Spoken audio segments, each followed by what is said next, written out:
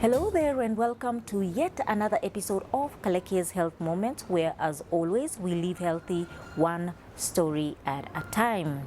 Our guest today talks about coping with grief while she was pregnant. Well, thank you so much for having me. I am so happy to be here, excited and grateful for the opportunity.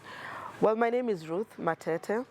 I am born again. I love the Lord as my personal savior. I love him so much.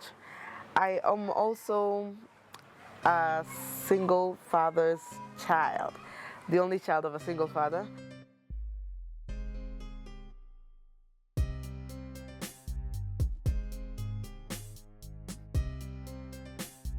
I have a daughter. Her name is Tolua, and she's 9 months.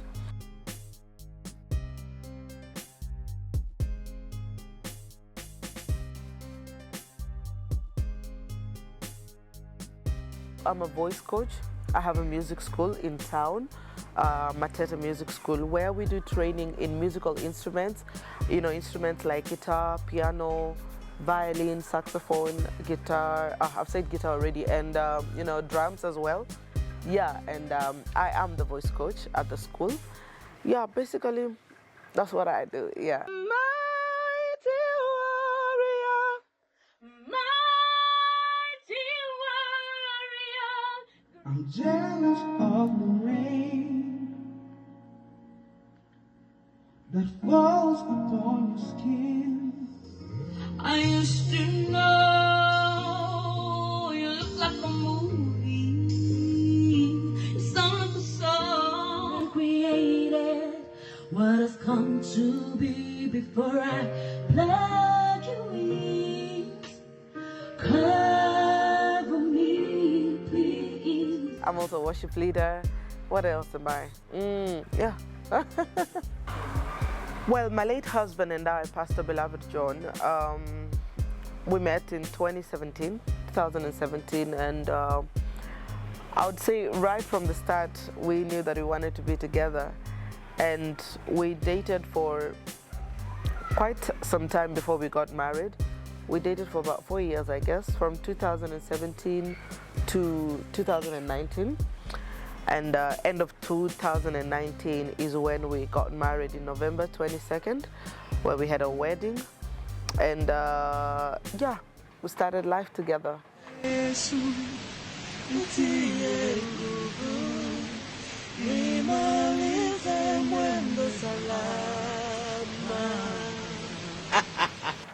My late husband and I had just found out that we were expecting a baby. And it had just been, I think, a week before the accident happened. And on that fateful day, what happened is we had bought gas, yeah? And it looked like the gas cylinder was faulty because, when we tried to light it, it wasn't working very well. So he decided to just go with it at the balcony, just try and see if we could sort it out. You know how men are, they want to fix everything, So unfortunately, where he was, it was like at the balcony, there was still a lot of stuff there. That's why I used to hang my clothes, put other stuff there, And so even though because what he was doing is he was releasing the gas, because he thought it was, like really full. So he just needed to reduce it a little bit so it could work. So unfortunately, as he was releasing the gas, he released too much of it.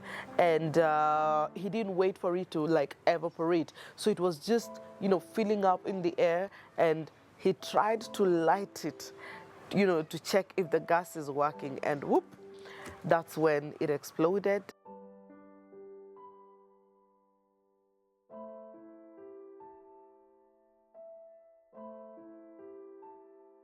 And of course, he didn't die instantly. We rushed him to the hospital, and he was in hospital for what, 2 weeks? Yeah, he was in the hospital for 2 weeks. First of all, he was in the ICU for like a week, yeah, and then when he was released from the ICU, went to the normal ward. It was just a week, and he passed on. when I was told that my husband was no more, of course, to be honest, I never thought about the baby. I mean, this is my husband. We had only been married for 4 months. The love of my life, the man I wanted to spend the rest of my life with. I didn't think about the baby. I'll be very honest with you. I didn't think about the pregnancy. At that moment, I didn't even care if I lost it. I mean, I was mourning my husband. So at that point when they told me that, I think I just allowed myself to grieve. I had to like really accept it. I mean, it was death.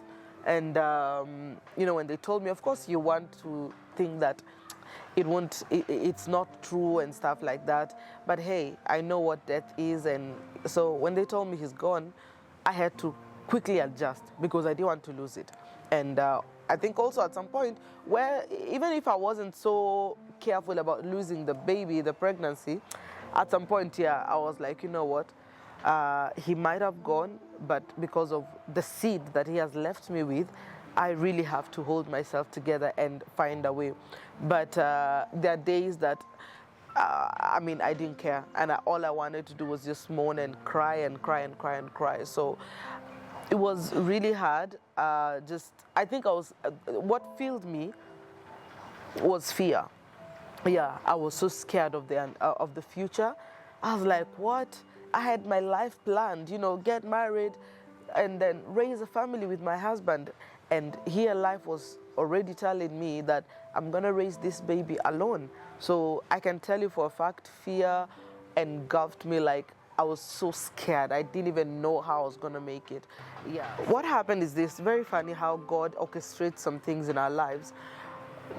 A few months, about a year before we got married, I had suffered depression. And so I had been in counseling.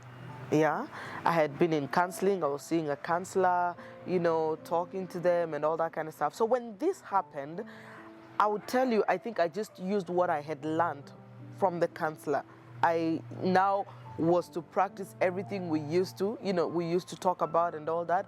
But also, I had friends who are counselors and really worked with me. So I can't say that I worked with one particular counselor, you understand? So I friends like really just showed me support, all the kind of support that I needed, financial support, moral support. And, now these friends of mine who are counselors really came in through for me. Imagine when I didn't even know I was depressed. Can you imagine? But one time we were not married, was my fiance. I told him, hey, baby, the way I'm feeling, I used to feel so low. I just used to cry all the time. You wonder, he would just find me and I'm crying. I tell him, I don't even know why I'm crying. I just feel sad. And then I think I had a lot of stuff in my mind that I had not dealt with, you understand? And also things that I didn't have such a good childhood. I went through some, my mother, let me just take you back. Now, from what I learned from the counselor, what was depressing me, because that's when I got to find out, it was things from my past, you understand? And then also things just in my adult life that I had not dealt with. In my childhood was, my mom and dad never got married. So my mom got married to another man. And so when I was there, life wasn't so good. That family didn't treat me so well. And, stuff like that. Also, growing up, I also got raped. It was a stranger. Yeah, it was a stranger, and and I never got help. Just dying silently with those things because you don't want to talk about it. Maybe you're ashamed of it, or you just, you don't even know where to start. The minute I came into the limelight, after winning that competition that I participated in, it gave me a good platform, and I thank God for that. But because I wasn't prepared for fame, and no one told me how to be when you're famous, or how to act, or how to behave, I think I succumbed to the pressure of the public of wanting to be who they wanted me to be. And so all those things put together, it was crazy. So I had to deal with one thing at a time. And I think one thing that I really had to learn was saying no. I had to learn that saying no is okay, and you just do what makes you happy, be yourself, because trying to be what people want you to be, you'll go crazy. Everybody, imagine this one wants you to be like this one wants you to be like this. So you end up having no identity, you understand? So it was crazy. And I'm so glad that I went through that counseling because, I am better today. I am who I am today because I've learned to say no. I have learned to, not take pressure. Whatever's working is working. If it's not working, imagine, si lazima. It's not a must. Yeah. No, now when I went to the counseling, we dealt with everything. And I mean, the fact that I'm talking about it now, yeah. To be honest, I'll just tell you, mourn the loss of a loved one. It is God who gives babies. And God was there when, you lost, if it's your husband, he knew what has happened. And so, because if you try to be so careful and not mourn because you're saying, oh, baby, the baby, my pregnancy, it will still affect you because later on when the baby comes, you are not healed, and so you can't, you can't tend to this baby. Imagine some things, mourn. Honestly, I think for me that is what really worked for me. I allowed myself to just go through the motions and mourn, and I just surrendered my pregnancy to God. Honestly, I just told God, I want to mourn my husband because I don't want to pretend that it has not happened, and then not accept it, and then later on, ikuje inigonge, and then I realized, hey, I didn't mourn. No. God is going to take care of you. God is going to take care of that child. You're not the one who made yourself pregnant. Yes, you participated, but it is God who gives babies. He will take care of it. Yeah. So if you're pregnant and you're mourning, mourn. That's what I can tell you. Continue mourning. I know people tell you, oh, be careful, you will not, because of the stress and all that. But Aki, there are things you really just can't be in control of. Yeah. Mourn. God will take care of the baby. Well, when I lost my husband, there was, of course, effects. They were good and they were bad. Positive effects and negative effects. The positive effect I usually say up to now is that God really gave me a good support system. Good support system. My friends really came through. And of course, I got to learn also fake friends at that time. But friends really stood with me at that time. That I really appreciated up until now. I'm forever indebted to them. Economically, it was crazy because COVID had just was really on the rise. So I ended up closing my business, my music school at that time. I had to close it down, and so I have a baby coming on the way. Sometimes it was really frustrating, I won't lie to you. You're thinking of, I had tried to save some amount, for delivery. And so I'm here telling God and practicing to doing all the exercise so that I can do the normal, the normal delivery and not avoid CS because of finances. It wasn't good financially, I won't lie to you. So of course friends stood with me here and there, but it was really challenging. Yeah, it was really challenging financially. Spiritually, it was a testing time for me, that's what I say, because there are days I'll just be like, God, are you really there? And then later on I realized, you know what, He's God. He's taken me through, crazy situations before, so this one won't be an exception. So for me, that time I think really strengthened me spiritually. I got to know God for me. I got to know God in another dimension. I got to know the other aspects of God. I got to know the other side of God that I had not known, before the loss of my husband. I got to know God as a father, because I was scared my child will grow up without a father and all that. I got to know God as a father.